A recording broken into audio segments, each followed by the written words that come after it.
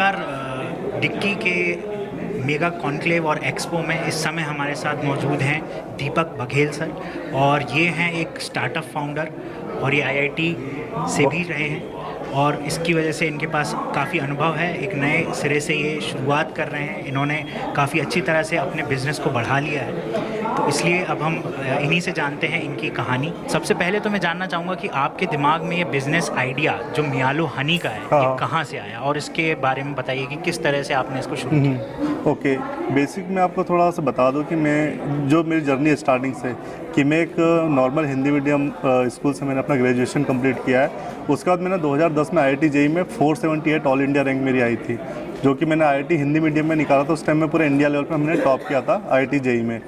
और मैं एक ट्राइबल बैकग्राउंड से बिलोंग करता हूँ, भीलबिलाला हमारी कम्युनिटी है। वो खरगोन जो डिस्ट्रिक्ट है हमारा, वहाँ पे ना रेलवे है ना बस है अभी राइट नाउ। वो एरिया अभी बहुत ज़्यादा अनडेवलप है, वहाँ पे सब ट्राइबल लोग रहते हैं पूरे। मोस्टली वो ट्राइबल बेल्ट है। मुझे जो एक मौका मिला उसके कारण मुझे आईआईटी जेईई में जो अच्छी रैंक आई थी उसके कारण मुझे आईआईटी बॉम्बे मिला। वहाँ पे मैंने बहुत सारी एक्टिविटीज़ करी, मॉडलिंग करी, डांसिंग करी, सारे करी। और उसके बाद फिर जब मेरा ग्रेजुएशन हुआ तो मेरे 17 लाख का पैकेज लगा था उस टाइम पे। मेरा जो सैलरी थी अच्छी खासी थी, लेकिन मेरे पास एक माइंड में था कि मुझे एक मौका मिला है, लाखों में बहुत कम लोगों को जो मौका मिलता है इतनी अच्छी ग्रेजुएशन करने का। जो बाबा अम्बेडकर साहब ने जो बोला है कि हमारा आज का हथियार एक पेन है, तो मैंने उस पेन की तरफ अपना एजुकेशन को इतना अच्छे से किया और खूब हार्ड वर्क किया। वहाँ से जस्ट ग्रेजुएशन होकर निकला तो मैं अपने वापस से लोकल होम टाउन आया। वहाँ पे आके मैंने एक एग्रीकल्चर का एक लैंड लिया 10 एकड़ का। वहाँ पे मैंने ऑर्गेनिक फार्मिंग का एक स्टार्टअप किया। वहाँ पे मैंने एक रिसर्च पर्पस से 10 एकड़ का लैंड लेके ऑर्गेनिक फार्मिंग करी। तो वहाँ पे मुझे पॉलिनेशन का इशू आया, तब जाके मैं एक बी कीपिंग इंडस्ट्री में इन्वॉल्व हुआ कि एक बी कीपिंग का भी एक प्रॉब्लम है मध्य प्रदेश के अंदर। तो इसलिए मैंने वहाँ से एक बी कीपिंग की कंसल्टेंसी की फर्म स्टार्ट करी पहले 2017 में।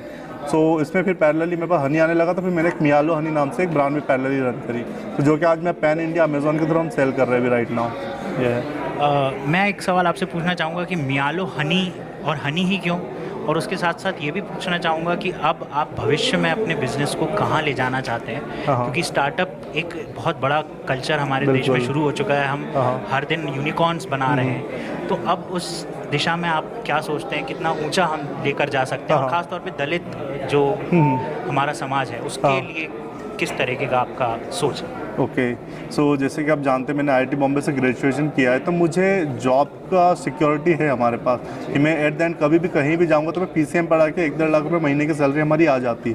तो जब जस्ट बिकॉज जॉब सिक्योरिटी थी, इसलिए मैंने स्टार्टअप में अपना टाइम और मनी इन्वेस्ट करने का रिस्क ले ली। बिकॉज ये हमारे लिए बहुत ईजी था कि मतलब नहीं, मान लो फेल भी हुआ 1 से 1.5 साल बाद, तो वापस हम जॉब कर सकते थे।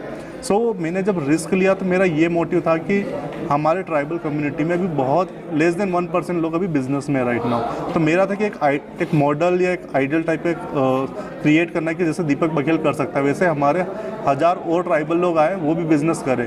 तो उनको दिखाने के लिए, बिकॉज आज के लोग कॉपी पेस्ट करने में एक्सपर्ट हैं।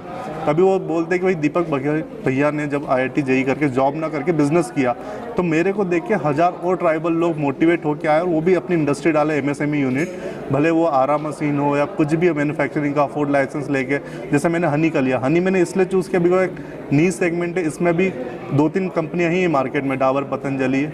वो कोई भी कंपनी के पास फेस वैल्यू नहीं है राइट नाउ, कोई मैन्युफैक्चरिंग नहीं बता रहा कि हनी आता कहाँ से, ओरिजिन कहाँ है उसका।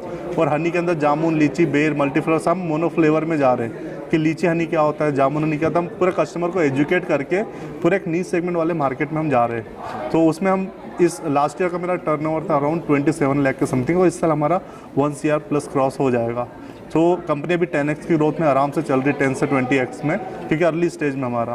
तो ये है अभी। बिल्कुल, बहुत अच्छी बात आपने बताई यहाँ पर। और लेकिन अब मैं आपसे एक चीज़ और पूछना चाहूँगा, क्योंकि आप खुद एक युवा हैं और आप स्टार्टअप कल्चर को समझते हैं, आप ग्राउंड सेंटिमेंट्स को भी पढ़ लेते होंगे कि अभी इस समय क्या युवा सोचता है ज़मीन पर। तो दलित समाज के नए उद्यमियों और एंटरप्रेन्योर्स के लिए आपका कोई ऐसा सक्सेस मंत्र जो आप देना चाहेंगे? सो इसमें ऐसा है कि कभी आप जॉब करते, जैसे मैं आईआईटी साहब में हमारे आईटी सेक्टर में जॉब लगती, तो उसमें मेरी जॉब बैंगलोर में लगी थी, तो हमारे 10 टू रात के 10 बजे तक की जॉब रहती, 10 to 8 की जॉब रहती। सो उसमें ये रहता कि हमको सैलरी अच्छी मिलती, लेकिन मैं अपनी कम्युनिटी से कम्युनिकेट नहीं कर पाता। अच्छा फेड पैकेज रहता, अच्छी सैलरी मिलती, सब कुछ रहता है, लेकिन वो सैलरी मैं अपने बच्चों को नहीं दे सकता, वो जॉब मैं अपने बच्चों को नहीं दे सकता। लेकिन जो बिज़नेस होता है, बिज़नेस में एक बार आपका सक्सेसफुल चल गया तो आपके साथ पूछते आराम से खा लेती है। कभी आपका बेटे या बच्चा या बहू या दामाद कुछ नहीं भी कर पाते, तो आप उनको अपने बिजनेस में गले पे बिठा के उनको आप थोड़ा सा दे सकते हैं, आप एटलीस्ट ये तो कर लो, तो उसमें पूरा खानदान आपका सिक्योर हो जाता है। इसलिए जॉब से बेटर मुझे बिजनेस लगता है। और ये मोस्टली आपको 30 की अंडर 30 में होता है, आपको जिप रिस्क लेना बहुत ईजी है, क्योंकि शादी के बाद रिस्क लेने वाला फैक्टर बहुत बढ़ जाता है, बिकॉज आपके पास लाइबिलिटी आ जाती है। तो आप जितने यंग एज में स्टार्टअप करोगे उतना अच्छा रहता है, और जितनी जल्दी आप फेल हो उतना अच्छा है। Fail fast and learn first, that's the point. तो हमसे बात करने के लिए बहुत बहुत धन्यवाद आपका। और